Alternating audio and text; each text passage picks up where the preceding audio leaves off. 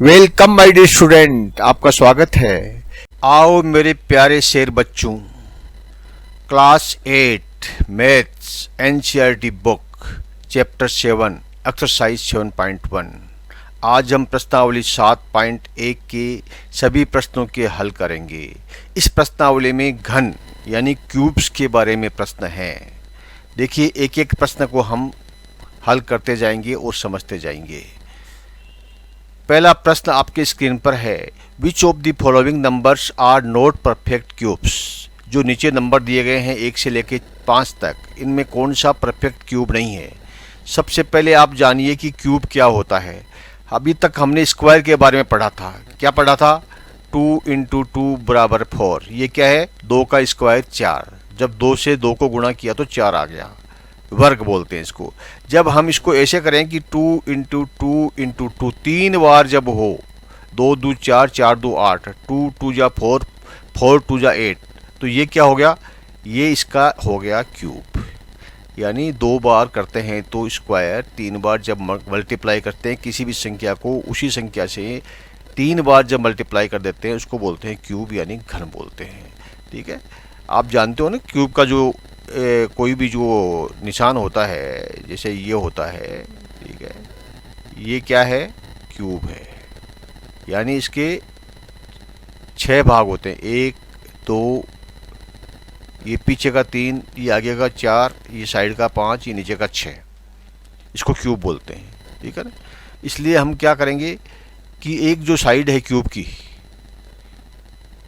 मान लीजिए 2 सेंटीमीटर है, ये एक साइड जो 2 सेंटीमीटर है, तो उस साइड को हम 3 बार, क्योंकि 3 डायमेंशनल होता है, 3 आयामी होता है। यानी एक आयाम जो है इसका ऊंचाई होता है, एक आयाम इसका चौड़ाई होता है, एक आयाम इसका गहराई होता है। ठीक है, ये एक आयाम ऊंचाई, ये एक आयाम चौड़ाई, और ये पीछे की तरफ जो जाता है ये गहराई। इस तरह से हम कहते हैं कि भाई इसको क्यूब बोलते हैं। इस प्रकार जो आकृति बनती है उसको क्यूब बोलते हैं। तो क्यूब निकालने के 2 × 2 × 2। अब हम देखते हैं कि 216 क्या एक परफेक्ट क्यूब है? क्या किसी संख्या को 3 बार गुणा करने के बाद में 216 आता है? तो उसका तरीका वही है जो हमने स्क्वायर रूट निकालने के लिए निकाला था। हमने इसका क्या करना है? क्यूब रूट निकालना है। क्यूब रूट निकालने के लिए इसको हम प्राइम फैक्टराइजेशन करेंगे। ठीक है, इसका हम फैक्टराइजेशन करेंगे, इसकी गुणनखंड करेंगे। गुणनखंड कैसे करेंगे? हम इसको लिखेंगे 216। ओके, सबसे छोटी से छोटी संख्या 1 को छोड़ के 2 से इसको काटेंगे, 108 हो जाएगा ये।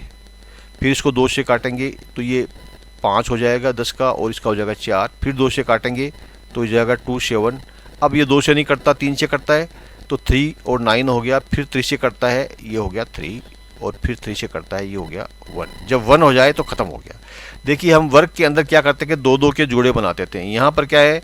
2 × 2 × 2 × 3 × 3 × 3। यहाँ हमको, वहाँ हम 2-2 के जोड़े बनाते थे। ठीक है, यहाँ हम 3-3 के बनाएंगे। ठीक है, तो यानी 2 के 3 बार, 2 जो है 3 बार आया है, और 3 जो है वो भी 3 बार आया है, यानी 2 × 3। तो ये क्या आ गया? 6। अब जो इसमें कुछ भी नहीं बचा ना, जब कुछ भी नहीं बचा, इसका मतलब क्या है कि 2 और 3 गुणा 6, यानी 6 का जो है क्यूब है 216। यानी 6 को 6 से गुणा करेंगे तो 36 आएगा। फिर इसको 6 से गुणा करेंगे तो 6 6 जा 36, और 3 6 जा 18, और 3 21। 216 आ गया ना ये। ओके, यानी 6 × 6 × 6 = 216। तो 6 का क्यूब है 216, 6 का घन है 216। ठीक है, तो हम कहेंगे कि 216 एक पूर्ण घन है। ठीक है, यस। अब हम जो है नेक्स्ट देखते हैं 128। 128 को भी हम उसी तरह से लिखेंगे। 2 से काटेंगे, 6 4 हो गया। फिर 2 से काटा, 3 2 हो गया।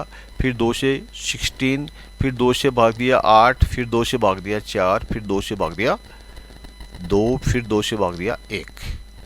ओके, अब देखिए 2-2 के कितने जोड़े बने? 1 2। ठीक है, और एक ये एक्स्ट्रा बच गया। ओके, जब ये एक्स्ट्रा बच गया इसका मतलब ये पूर्ण घन नहीं है। अगर इसमें 2 और होता तो ये एक्स्ट्रा घन होता, यानी ये 128 की बजाय मान लीजिए ये 2, इसका डबल यानी 256 होता। ठीक है, 128 के बजाय 256 होता है, इसको 2 से गुणा कर देंगे तो आपकी ये जो है 2 2 के आ जाते हैं।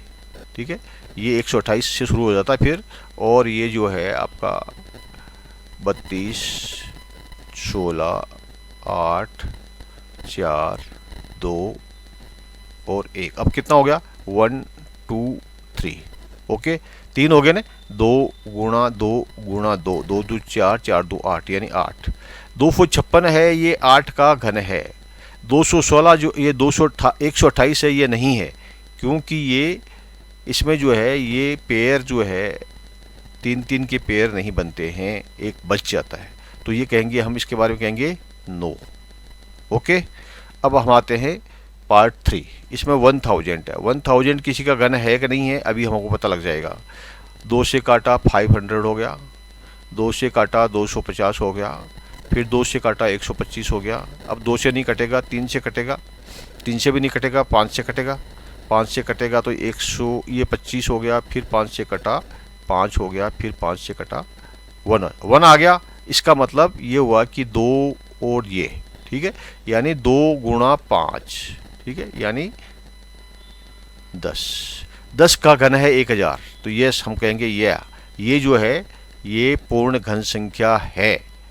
ठीक है, ये वाली नहीं थी, ये वाली थी, ये वाली है। कैसे होगा, 10 को 10 से गुणा करेंगे 100 हो जाएगा, 100 को फिर 10 से गुणा करेंगे यानी 1000 हो जाएगा। हम कहेंगे कि 10 × 10 × 10 इज 1000, क्योंकि उसमें 10 3 बार ट्रिपलेट हो गया है, 3 बार आ गया है, इसलिए ये पूर्ण घन है। ओके, अब हम देखते हैं 100। ठीक है, 100 के बारे में देखते हैं। 100 को भी इसी तरह से अब इसके गुणनखंड करेंगे। 2 से काटा 50 हो गया, फैक्टराइजेशन कर रहे हैं, 25 हो गया। ओके, अब देखिए 2 से नहीं कट रहा है, 5 से कटेगा तो 5 से घटा तो 5 हो गया, फिर 5 से कटा तो 1 हो गया। 1 तो आ गया, ये तो है, लेकिन क्या है, ये 2 2 के आए हैं, 3 3 के नहीं आए हैं। ठीक है, यहाँ पर क्या आया है 2 × 2 × 5 × 5, यानी 2 के जोड़े जो है वो 5, ये 2 ही आए हैं इसके अंदर, 3 नहीं आए हैं, 3 आने चाहिए, 5 भी 3 बार आना चाहिए, 2 भी 3 बार आना चाहिए, तब ये पूर्ण घन होगा। तो ये पूर्ण घन नहीं है।